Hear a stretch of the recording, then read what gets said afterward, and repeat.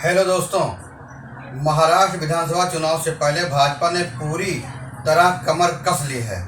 हरियाणा में पार्टी की ऐतिहासिक जीत ने न सिर्फ भाजपा को आत्मविश्वास दिया है, बल्कि राष्ट्रीय स्वयंसेवक संघ यानी कि आरएसएस के साथ उसके रिश्तों में आई दरार को भी पाट दिया है। हरियाणा में भाजपा की हैट्रिक में संघ परिवार के जमीनी प्रयासों ने भी महत्वपूर्ण भूमिका निभाई है। पिछले हफ्ते उत्तर प्रदेश के मथुरा में संघ की अखिल भारतीय कार्यकारी मंडल बैठक के दौरान एक प्रेस कॉन्फ्रेंस में संघ के जनरल सेक्रेटरी दत्तात्रेय भोले ने जोर देकर कहा कि संघ और भाजपा के बीच सब ठीक है। पहली बार संघ ने भाजपा के राष्ट्रीय अध्यक्ष जेपी नड्डा के लोकसभा चुनाव से पहले इंडियन एक्सप्रेस को दिए गए बयान पर भी बात की, जिसपे उन्होंने कहा कि भाजपा को अपने काम चलाने के लिए संघ की जरूरत नहीं है, क्योंकि अब वह अपने आप में सक्षम है। भोले ने कहा कि संघ नड्डा के बयान की भावना को समझता है और यह किसी तनाव का कारण नहीं है। संघ के लिए हरियाणा की जीत एक तरह से संतोषजनक रही है। उसका संगठन और नेटवर्क अभी भी चुनाव का रुख बदल सकता है, फिर भी कुछ चीज़ों पर काम करने की ज़रूरत है। सूत्रों का कहना है कि यह कई चर्चाओं के दौरान किया गया था, जिसमें रांची और पलक्कड़ में हाल ही में आरएसएस की बैठक में दिल्ली में भी चर्चाएं शामिल थीं। एक सूत्र ने यहां तक बताया कि दोनों संगठनों के बीच कभी भी वैचारिक संघर्ष नहीं था, केवल कार्यात्मक कठिनाइयां थीं, उन्हें सुलझाया जा रहा है। सूत्रों के अनुसार प्रधानमंत्री नरेंद्र मोदी की प्रमुख योजनाओं की निगरानी का जिम्मा केंद्रीय मंत्री और मध्य प्रदेश के पूर्व मुख्यमंत्री शिवराज सिंह चौहान को सौंपने का फैसला इसी मकसद का हिस्सा है। शिवराज सिंह चौहान को आरएसएस का पसंदीदा चेहरा माना जाता है और वह अगले भाजपा अध्यक्ष के पद के लिए सबसे आगे चल भी रहे हैं, वो दौड़ में सबसे आगे हैं। आरएसएस प्रमुख मोहन भागवत के विजयदशमी संबोधन के तुरंत बाद प्रधानमंत्री मोदी की पोस्ट से भी संकेत मिल रहे हैं, जिसमें उन्होंने लोगों से उनके द्वारा उठाए गए महत्वपूर्ण राष्ट्रीय मुद्दों पर ध्यान देने का आग्रह किया था।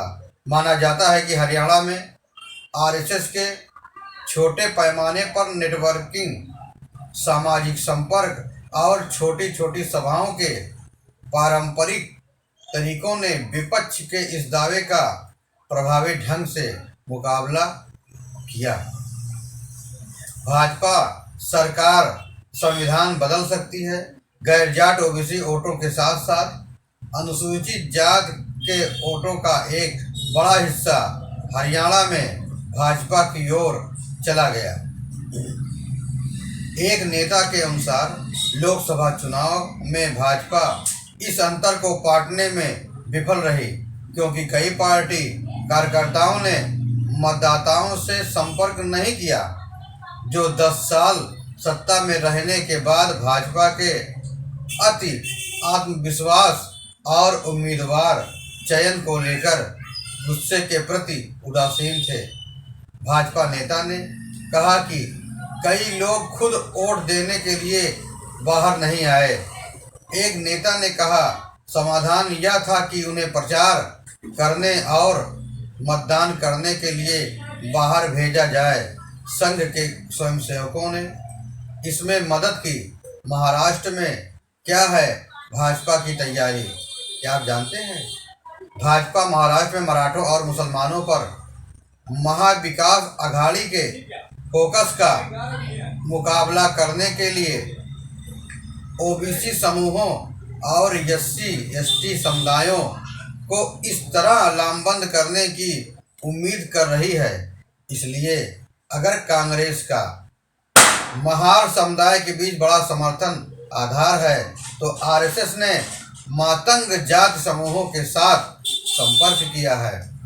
एकनाथ शिंदे सरकार द्वारा अनुसूचित जाति कोटे के उप वर्गीकरण पर चर्चा करने के लिए एक समिति नियुक्त करने का कदम कथित तौर पर एक संघ के दबाव के बाद उठाया। माना जाता है कि अनुसूचित जाति समुदायों के उपवर्गीकरण के फैसले से हरियाणा में भी भाजपा को मदद मिली थी।